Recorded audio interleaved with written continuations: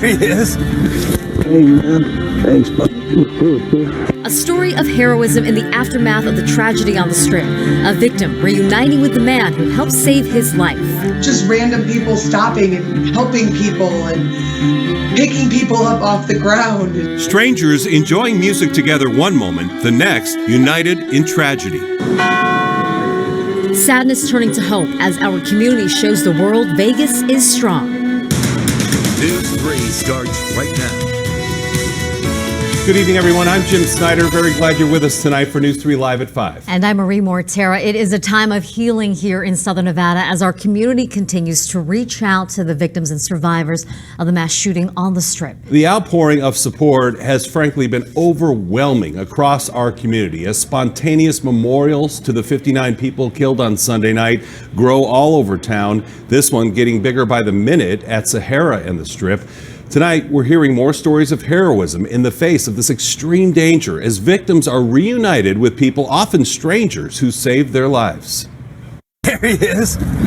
Hey, man. Thanks, buddy. Of course, man. Oh, I appreciate it. You doing? Yeah, I'm all right. All right. That's an emotional reunion for victim Tom McIntosh and his lifesaver, James Lawson. They didn't know each other until Sunday night's concert. Tom was shot in the leg and bleeding out until James, an Army reservist, came along. He managed to put a tourniquet on Tom's leg and went with him to the hospital. Tonight, we are learning more about the 59 people who died in this shooting. They were teachers, mothers, husbands, wives, first responders, military veterans. Metro Police say all but 3 of the victims have been identified tonight. News 3's Antonio Castellan live with remembrances for one victim. Marie, Brendan Stewart was just out to have fun. Stewart's friends say they can't believe that a gunman fired out that 32nd floor. They say the gunman took a wonderful man who made people laugh. You should be here, standing with your arm around me. 30-year-old Brendan Stewart loves singing country music. Singing cheers, hey y'all. Every time you see him, he puts a huge smile. Brian Haverkamp had plans to go with his good friend to the Route 91 Music Festival the night chaos broke out. He asked me how he could get tickets, and I told him that we were just trying to somehow win tickets. Stewart ended up going with his girlfriend you see next to him. This is the last picture they took at the festival. Stewart's girlfriend says when the shots rang out, a Good Samaritan grabbed her, and she was separated from Brennan. One of the bullets ended up hitting and killing the Las Vegas native. Haverkamp received a text that night. My friend Nicole, she texted me and she told me that he was shot. And so then I packed up my hotel and checked out within like 5 seconds. Haverkamp finds it hard to believe his friend is one of the 59 concertgoers who died from the gunfire. The coroner released the names of other Las Vegans who passed away.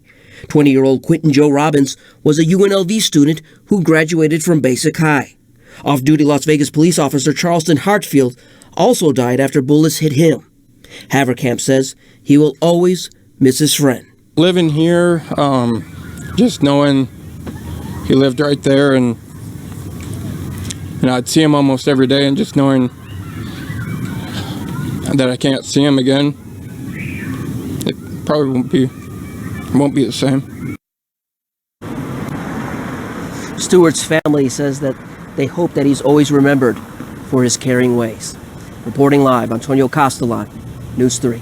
Antonio, thank you. Meantime, the FBI is still going through the suite at Mandalay Bay used by the shooter on the 32nd floor. Dozens of guns found in that room, another 19 found at his home in Mesquite. News 3's John Trainer is live at Metro headquarters where they have been updating this investigation every few hours. In fact, we're waiting for one later on tonight, John. Yeah, it was supposed to be at 5 o'clock. They pushed that back to 6. We want to talk numbers here, namely the number that keeps going up, which seemingly is the amount of guns they found. Now 23 in that Mandalay Bay suite. We also have a kind of a window into that suite Apparently, Stephen Paddock had set up a series of cameras both inside and in the hallway to monitor first responders to see when those first responders were going to get there, perceivably to see how much more chaos he can invoke while those first responders were coming up the hallway.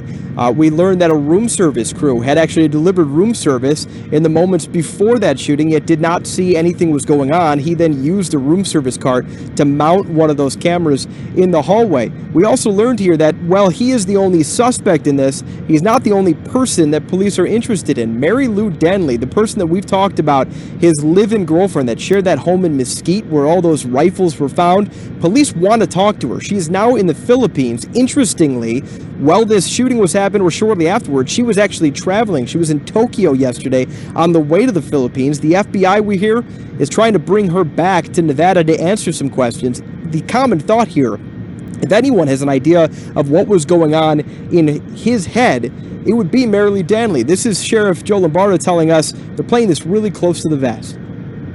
There was cameras. There was cameras located outside of the room and inside of the room, along with the firearms. I can't give you an answer on whether any of them are automatic or not, but we are aware of a device called a bump stock, and that enables an individual to speed up the discharge of ammunition. I will assure you that the investigation with her is ongoing. And we anticipate some information here from her shortly. And when I say I do not know, I may know. Yeah, you heard there. When I say I do not know, I may know. They're playing this again very close to the vest. That bump stock, by the way, is a piece of machinery that goes from the stock of the gun into the trigger. So during recoil, it forces the trigger back. It turns the gun into essentially an automatic weapon.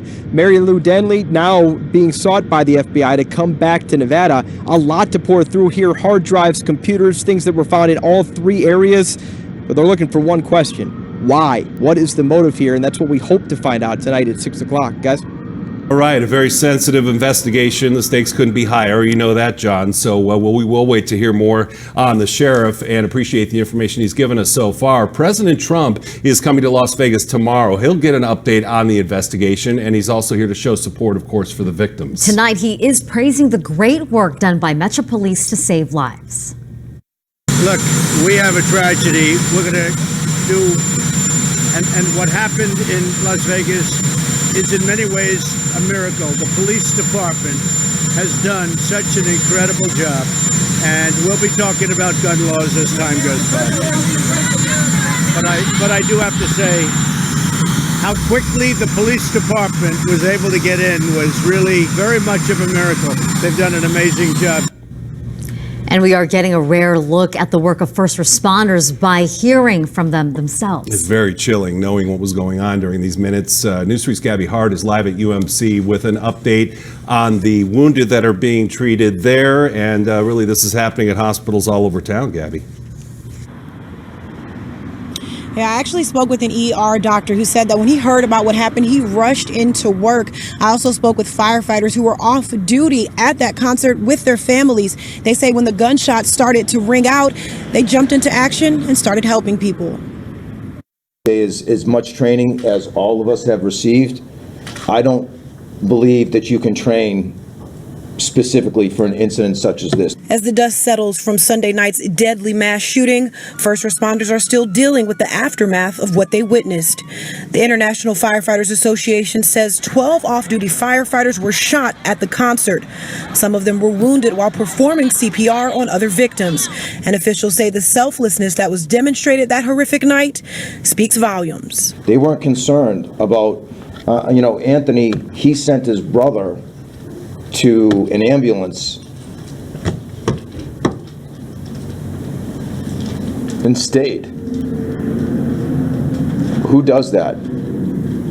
I can tell you who does that is professional firefighters. Michael Barnum is an ER doctor, and he says he rushed to Desert Springs Hospital when he got the news, and he found the waiting areas overflowing with victims who needed assistance. We had a number of people who were critically injured, but They had been stabilized. There were people that had gunshot wounds to the head that had been placed on a ventilator. Barnum is also the medical director for AMR. He says when he left the hospital, he went straight to their headquarters to help organize more pickups.